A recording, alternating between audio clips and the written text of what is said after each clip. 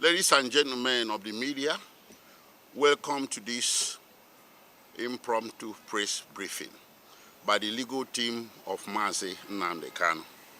My name is Allege. I'm the special counsel to Mazi Nnamdi Kanu. On my left is Nnemeka Ejiofor Esquire.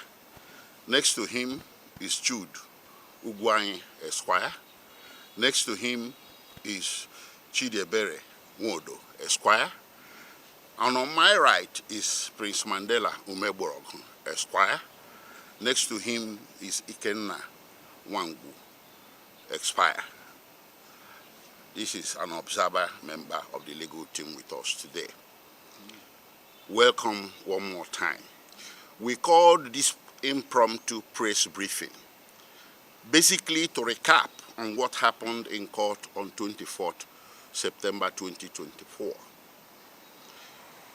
What happened is an exemplar of a defendant exercising his right under the Constitution when he loses confidence in the court before whom he has been brought to trial. It is nothing extraordinary. It didn't have to happen, but it happened for a reason. The reason is simple. We have contended, we have complained even in the media, and we have filed motions upon motions before the High Court, submitting evidence that where Mazi Nnamdi Kanu is currently detained complicates his preparation for trial because of several unconstitutional incidents or conducts by the DSS. One, the DSS seizes our legal documents. Two, the DSS listens to our conversations. These things led to an extraordinary court order by the former Federal High Court judge handling this case that we be provided a clean room free from secret listening devices in order to be effective in preparing him for trial confidentially. That clean room was not provided, and the DSS continued to interdict our documents each time we go there. Under Section 36 of the Nigerian Constitution, this is wrong. A defendant is entitled, as of constitutional right, to the adequate facility to prepare his defense, and to interact with his counsel in an atmosphere of confidentiality free from any interference whatsoever. So given that DSS has become very stubborn in complying with these court orders, we did in fact file also a contempt proceeding which is pending before the Federal High Court. But there is no change in circumstance which made it impossible for us to prepare Mazi Nnamdi Kanu for trial. So when on 24 September, the judge insisted that trial must proceed in the face of all these anomalies, our client had no choice. Not we as counsel had no standing to recuse the judge. It was our client, the defendant, that has the constitutional standing. So he rose up to exercise that constitutional right, because with this atmosphere of not being prepared for his trial, how could the judge insist that trial must continue? That was exactly what led to the loss of confidence in the judge and the request for recusal.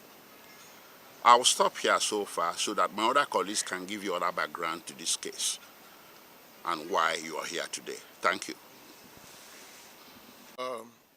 Thank you very much, gentlemen, and all lovers of freedom. My name is Nnemeka Ejiofor. I'm one of the lawyers to Mazi Nnamdi Kanu. A lot of people have been asking questions as to what happened in court in September 24th, 2024. And some people, including those in government cycle, tend to see it as a sign of disrespect to the judge and to the judiciary. We must clear the air. Everybody or any person who appears before a court of law must have that feeling of being in a secured environment where his or her rights will be protected. And not just protected, will be seen to being protected. Once you are before a court and you do not have that feeling that your fundamental right is being protected by the court, then you have the right to request the judge to recuse himself. And this can happen for so many reasons. There are reasons why Mazi Nnamdi Kanu had to take that very tough option of asking the judge to recuse herself. One of which is that Mazi Nnamdi Kanu believed that the judge was respectful to the Supreme Court's judgment or decision that his bail be restored. Mazi Nnamdi Kanu felt if a federal high court judge does not respect the decision of the Supreme Court, then there is no need standing trial before such a judge. Be that as it may, we feel the need to enlighten the public and to let everybody know that it was not an act of disrespect whatsoever to the Honorable Learned Justice Binta Inyako. She remains a very sound judge, an astute judge, and a judge we all love to appear before. Thank you very much. Yeah, good afternoon, sir, to all of us. My name is Jude Ugwai. I'm one of the lawyers to Mazi Nnamdi Kanu, and I hail from Enugu State, Enugu Ezike in particular. The one thing I am so particular about is the issue of insecurity in the southeast. This trial of Mazi Nnamdi Kanu, no, the federal government is not ready to proceed with the trial because the southeasterners are the worst victim of the insecurity that bedeviled the nation. I did say that my name is Joe Dugwan. I've lost a brother who was in final year, Faculty of Law, to this insecurity. And one wonders, okay, what is the interest of federal government in not being open to trial?